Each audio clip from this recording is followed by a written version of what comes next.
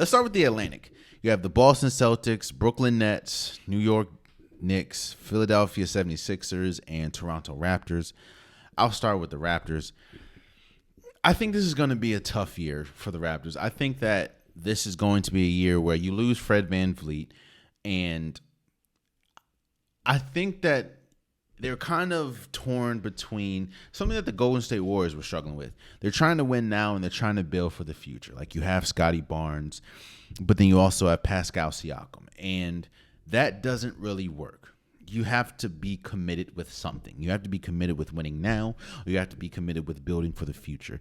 There is no in between. And again, we saw that with the Golden State Warriors. They had Jonathan Kuminga. They had Jordan Poole. They had James Wiseman, Moody. They also have Steph, Clay, Dre. It just doesn't work. The two timeline thing doesn't work. I think that's what the Toronto Raptors are struggling with. And on top of that, they don't have that good of a team. I think that they're probably going to be the worst team in the Atlantic. And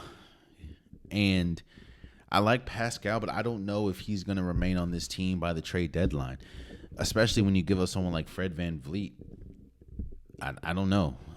So then you have the Brooklyn Nets. I'm interested to see what's going to happen with Ben Simmons. I know Ben Simmons has looked pretty good in the preseason, but, and I think that this team has pieces to be an interesting team to watch. Again, Mikal Bridges, Cam Johnson, you have Ben Simmons, Nick Claxton. I don't think that this team is good enough to be like a playoff team, because you need that star, especially in today's NBA. But I do think that the Brooklyn Nets are an interesting team. And I want to see if Ben Simmons can get back to his all-star ways, which I don't think he will, but I'm just going off of history here. If you can go back to his all-star ways, and you might be able to see yourself in a play-in, maybe. I don't know. I just don't see it.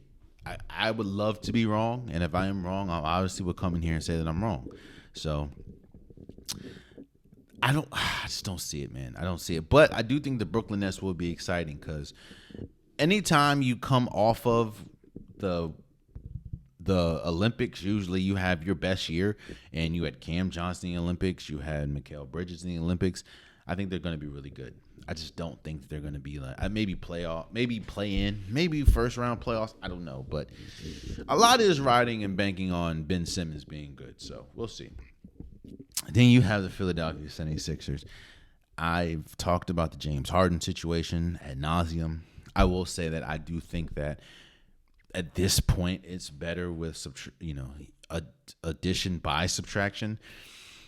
I know that you're not going to get the value that you want for James Harden, but I don't think that James Harden is the player that it just seems like he's more toxic than anything at this point for the 76ers. And when you have a season as fragile as this season could possibly be for the 76ers, I don't think that you really want to be dealing with that James Harden situation. So I would just try to get off him as whatever the hell the Clippers are offering you, because it doesn't seem like James Harden has much of a market. I know Tim Legler said that. It's like, how do you trade for a player that you need to change your whole offense around or change your whole identity around, but he's not the same player that even warrants that?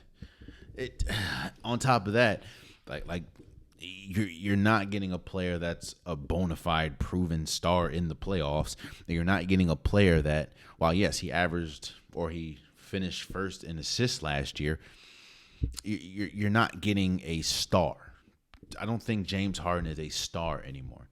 And he's become more of a problem than a solution for any team at this point. So I just think that it's best to just get off of James Harden if you're Philly.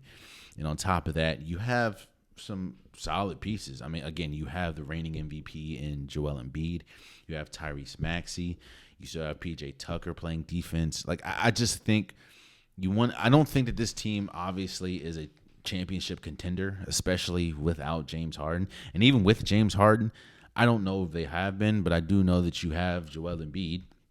And that alone is better than what most people have. I just don't know, man. To me, it's there. I don't have. I will say this: I need to see Joel Embiid getting out the second round of the play, or getting to the second round of the playoffs, or out of the second round. Like, come on now. But I just don't have much faith in this Philadelphia 76ers. It's been such a loud offseason, and usually when you have a loud offseason, that doesn't bode well for you at all. So you have the New York Knicks. I think that they will finish as the second best team in this division. You have Jalen Brunson. He's been really good, and he just came off the Olympics. There's a lot of promising pieces. I have to see if Julius Randle can fit into a system. Right now, it hasn't seemed like, fit into the system as a second option. Right now, it has not shown that he's able to do that. And I don't know. But if he's able to, and if it looks like everything that he's saying is good, then the Knicks are going to be pretty good. We need to see a leap from RJ Barrett. We thought that last year was going to be the case. It wasn't. We need to see a leap from RJ Barrett. If we do, this team can make some noise. There's people that's projecting this team to make it to the NBA Finals. I don't know who the hell thinks that's the case, but this team is good enough to definitely make a deep playoff run. It's just things need to click. Mitchell Robinson's pretty good. You also have Dante DiVincenzo. We need a deep playoff run, and I just need to see it, but this team is going to be really good. And then you have the Boston Celtics. Boston Celtics. I'll give my predictions of NBA Finals and stuff at the end of the episode or end of the show, but the Boston Celtics, on paper at least, is probably the best team in basketball. But as we saw last year, they were arguably the best team on paper last year. It's just they flamed out in the second or Eastern Conference Finals.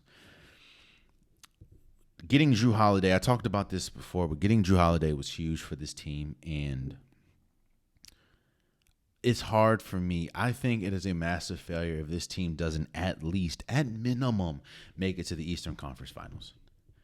When you look at the landscape of the East, I don't see another team outside of maybe one that should compete with this team. That's how good the Boston Celtics should be.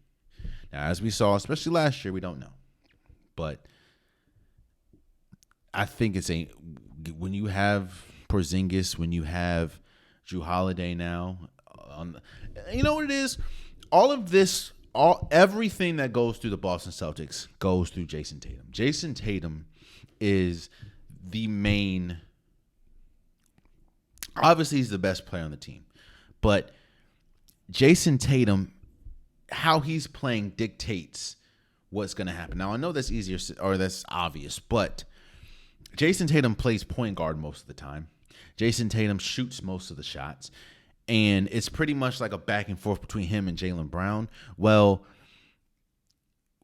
that's one of the biggest reasons why Malcolm Brogdon didn't work for this team, because Malcolm Brogdon wasn't allowed to play, or they didn't use him as a traditional point guard. Jason Tatum had the ball most of the time. So if that's going to continue to happen, Jason Tatum needs to be better at facilitating with the ball. He needs to be better at,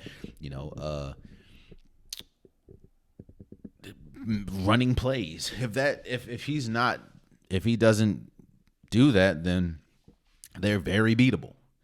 If he's going to continue to have the ball as much as he has the ball, he is very beatable. So, but it's hard for me to see a team outside of one, really, see a team in the East that can compete with the Boston Celtics in a 7-game series. So, oh man, you stayed to the end of the video. I appreciate you. If you like what you saw, be sure to hit that subscribe button so you'll never miss any content from your boy. You can also go back and watch past episodes, past clips, and don't forget that the Unpopular Podcast, new episodes drop every Wednesday and Saturday. Appreciate you.